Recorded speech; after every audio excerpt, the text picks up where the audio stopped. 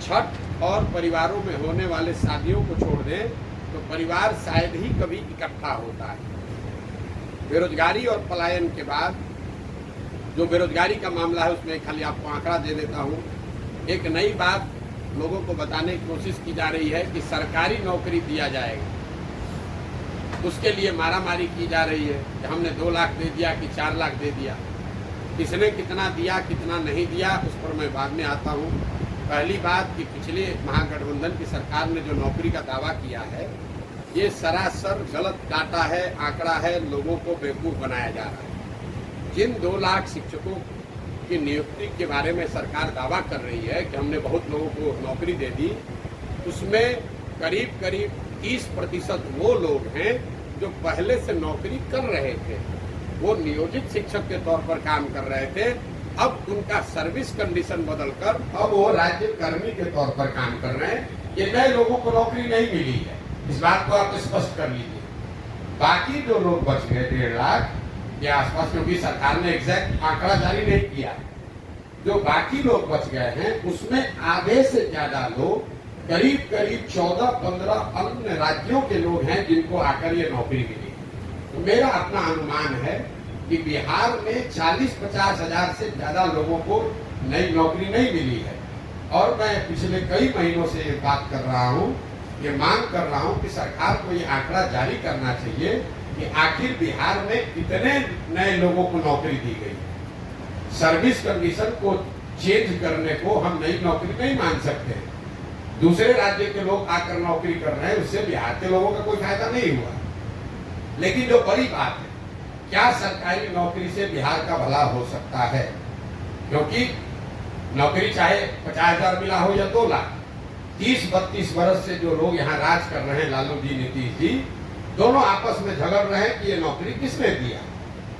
हम कह रहे हैं कि आप दोनों का दावा मान लीजिए, उन्हीं को क्रेडिट दे दीजिए। एक आंकड़ा आपको दे रहे हैं, बिहार में चपरासी से लेकर मुख्य सचिव तक, चपरासी से लेकर मुख्य सचिव तक, नियोजित हो, कॉन्ट्रेक्चुअल एम्प्लॉय हो, रेगुलर एम्प्लॉय हो, सबकी संख्या अगर आप जोड़ दीजिएगा तो कुल जमा 1.97%, मतलब 2% से कम लोग ही सरकारी नौकरी करते हैं। तो जो लोग ये दावा कर रहे हैं कि सरकारी नौकरी से आपका जीवन बदल जाएगा, वो बिल्कुल आपको भरमा रहे हैं, आपको गलत सपना दिखा रहे हैं। पिछले 75 साल में 1.97% लोगों को सरकारी नौकरी मिली है। उसमें 40-45 वर्ष कांग्रेस का राज शामिल है, उसमें नीतीश और भाजपा का डबल इंजन का सरकार शामिल है, उसमें लालू राबड़ी जी का 15 साल सामाजिक न्याय का सरकार शामिल है। सबके प्रयास के बाद भी सिर्फ 2% लोगों को ही नौकरी मिली है। तो ये जो भ्रम फैलाया जा रहा है कि सबको नौकरी मिल जाएगी, ये सिर्फ समाज को लॉलीपॉप दिखाकर वोट लेने की राजनीति है। पूरे दुनिया में ऐसा कहीं कोई प्रमाण नहीं है कि 13 करोड़ आबादी वाले समाज में, राज्य में सरकारी नौकरी के जरिए बेरोजगारी दूर किया जा सकता है। दुनिया में इस बात का जरूर प्रमाण है कि अगर लोगों को अच्छी शिक्षा दे दी जाए, उनको स्किल दे दिया जाए और उनको काम करने की सुविधा और पूंजी दे दी जाए, उससे उनको रोजी रोजगार मिल सकता है, उससे उनकी गरीबी दूर हो सकती है। तो जन स्वराज का इस पर जो सोच है कि जब ये व्यवस्था बने तो पहला काम 15 साल से कम उम्र के बच्चों के लिए विश्व स्तरीय पढ़ाई की व्यवस्था की जाए, ताकि वो बच्चा आगे चलकर समाज पर, राज्य पर बोझ न बने। इसी समाज में जो लोग पढ़ लिख गए हैं, नौकरी कर रहे हैं, अपने पैर पर खड़े हो गए हैं, उनको सरकार से 4 किलो अनाज नहीं चाहिए, उनको इंदिरा आवास योजना के लिए लड़ाई नहीं करना है, उनको 400 रुपया का पेंशन नहीं चाहिए।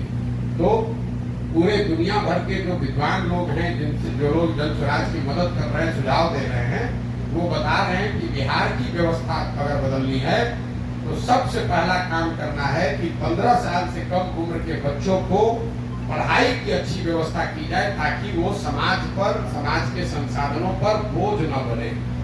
दूसरा, 15 साल से 55 साल की उम्र के का जो वर्ग है, जिसको अब फिर से पढ़ाया नहीं जा सकता है, लेकिन इनको स्वरोजगार के लिए तैयार किया जा सकता है। उनके लिए पूंजी को उपलब्ध कराया जाए। अगर आपकी उम्र 35 है, 40 है, तो आपको सरकारी नौकरी नहीं मिल सकती है। अगर नौकरी आ जाए तब भी नहीं मिल सकती है। इनका दशा कैसे सुधरेगा? जो सबसे बड़ा वर्ग है 15 से 55 की उम्र के लोगों को पूंजी की उपलब्धता कराई जाए, ताकि घर घर रोजी रोजगार खुल सके। और 55-60 से ज्यादा उम्र के जो लोग हैं, समाज की जिम्मेवारी है कि उनके जीवन स्तर को बेहतर करने के लिए कम से कम उनको 2000 रुपया पेंशन की व्यवस्था की जाए, ताकि वो लोग जो अब शारीरिक तौर पर मजदूरी करने की स्थिति में भी नहीं है, पढ़ाई तो स्वाभाविक तौर पर वो नहीं कर सकते हैं, रोजी रोजगार नया कुछ कर नहीं सकते हैं, उनका जीवन यापन एक इज्जतदार नागरिक शहरी के तौर पर बीते, इसके लिए उनको 2000 रुपये महीने की व्यवस्था की जाए। और ये तीनों काम बिल्कुल किया जा सकता है। कोई कहेगा भैया शिक्षा कैसे सुधरेगा? तो शिक्षा को लेकर बिहार सरकार, केंद्र सरकार दोनों के पैसे को जोड़ दीजिए तो करीब करीब 50,000 करोड़ रुपया हर साल बिहार में खर्च हो रहा है बच्चों के पढ़ाई के लिए। 50,000 करोड़ रुपया, और 50 बच्चे भी अच्छी शिक्षा नहीं पा रहे हैं। जो जनसुराज की सोच है, विजन है कि अगर इसमें से 1/3 पैसा 15,000 करोड़ रुपया भी हर साल नई शिक्षा व्यवस्था बनाने पर खर्च किया जाए, तो हम लोगों का अनुमान है कि हर प्रखंड में, नेतरहाट का आपने नाम सुना होगा, नेतरहाट के स्तर के विद्यालय अगर हर प्रखंड में एक विद्यालय खोलना हो तो करीब करीब 15 से 20,000 करोड़ रुपया उसका सालाना खर्च आएगा। जनसुराज की ये सोच है कि जो अभी शिक्षा पर खर्च हो रहा है उसका 1/3 पैसा हर प्रखंड में एक ऐसा विश्व स्तरीय विद्यालय बनाने पर खर्च किया जाए। और अगर हर साल हम लोग एक विद्यालय अच्छा वैसा बनाएंगे तो अगले 5 साल में हर प्रखंड में 5 ऐसे विद्यालय बन जाएंगे जिसका स्तर नेतरहाट का होगा। मॉडल ये है कि हर गांव में स्कूल बनाने के बजाय, हर बच्चे तक अच्छी शिक्षा पहुंचाने के बजाय, हर बच्चे को अच्छे शिक्षण संस्थान में पहुंचाया जाए। ये दुनिया में जितने बड़े देश हैं जहां पर भी शिक्षा में आमूलचूल परिवर्तन लाया गया है, आप फिनलैंड चलिए, स्कैंडिनेवियन कंट्री में डेनमार्क चलिए, स्वीडन चलिए, दूसरे जो देश हैं न्यूजीलैंड चलिए, जहां पर शिक्षा में आमूलचूल परिवर्तन लाया गया है, उन देशों में सरकारों ने हर गांव में विद्यालय नहीं बनाया, उन्होंने अच्छे विद्यालय बनाए और लोगों को मोबिलिटी दे दी, बस की सुविधा दे दी, स्कूल बस की सुविधा दे दी, ताकि लोग अपने बच्चों को अच्छे शिक्षण संस्थाओं में भेज सकें। आप शहरों में भी देखते हैं, मधेपुरा में देख लीजिए, पटना में देख लीजिए, दिल्ली में देख लीजिए, आपके घर के बगल में जरूरी नहीं है कि अच्छा स्कूल है, लेकिन आप अपने बच्चे को स्कूल बस से भेजते हैं, आधे घंटा में बच्चा आपके अच्छे स्कूल में पहुंच जाता है। तो जनसुराज ने जो परिकल्पना की है कि हर प्रखंड में बिहार में अगर 5 अच्छे विद्यालय बना दिए जाएं तो, और स्कूल बस की बढ़िया व्यवस्था बना दी जाए, तो कोई भी छात्र 15 से 20 मिनट में अपने घर से स्कूल बस के माध्यम से स्कूल तक पहुंच जाएगा। तो ये जनसुराज की सोच है बिहार में शिक्षा के, प्राइमरी शिक्षा के आमूलचूल परिवर्तन के लिए। दूसरा जो मैंने आपको बताया कि 15 साल से 55 साल की उम्र के लोग जो बाहर जाकर मजदूरी कर रहे हैं या यहाँ पर मजदूरी कर रहे हैं, उनके हाथ में बैंकों के माध्यम से सस्ते दर पर पूंजी उपलब्ध कराया जाए, ताकि आप अपना कोई न कोई रोजी रोजगार कर सकें। मैं आपको एक उदाहरण देता हूँ। मान लीजिए कि आपको बाल काटने आता है, आपको बाल काटने आता है, आपके पास 20,000 रुपया है, आप सैलून नहीं खोल सकते, लेकिन अगर सरकार की कोई व्यवस्था हो जिससे 80,000 रुपया, 1 लाख रुपया आपको सस्ते दर पर लोन मिल जाए, तो आप अपनी 20,000 रुपया की पूंजी जोड़कर एक सैलून खोल लेंगे, खुद उसके मालिक बन जाएंगे, 4 आदमी को रोजगार भी देंगे और आप अपना परिवार भी चलाएंगे, 4 आदमी को रोजगार भी मिलेगा। अगर वो पूंजी नहीं है, आपको बाल काटने तो आता है, लेकिन पूंजी के अभाव में आप जाकर पटना में, दिल्ली में मजदूरी कर रहे हैं बाल काटने का।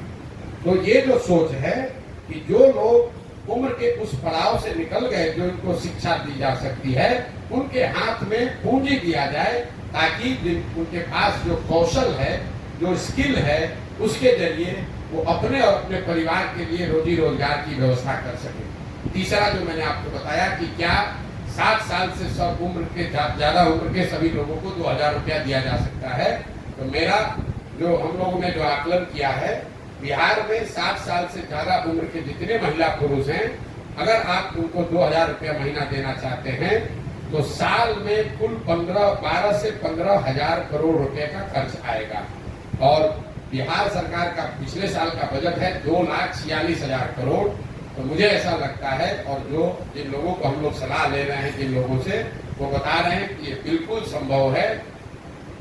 2.5 लाख करोड़ के बजट से 12,000 करोड़ रुपया बिहार के सबसे वल्नरेबल सेक्शन के लिए निकाला जा सकता है। तो ये जन स्वराज के 3 जो बड़े संकल्प हैं कि जब ये व्यवस्था बने तो 15 साल से कम उम्र के बच्चों के लिए अगले 5 वर्ष में अच्छी शिक्षा की व्यवस्था की जाए, 15 से 55 साल के लोगों के लिए पूंजी की व्यवस्था की जाए, और 55-60 से ज्यादा उम्र के लोगों के लिए 2000 रुपया महीना की व्यवस्था की जाए।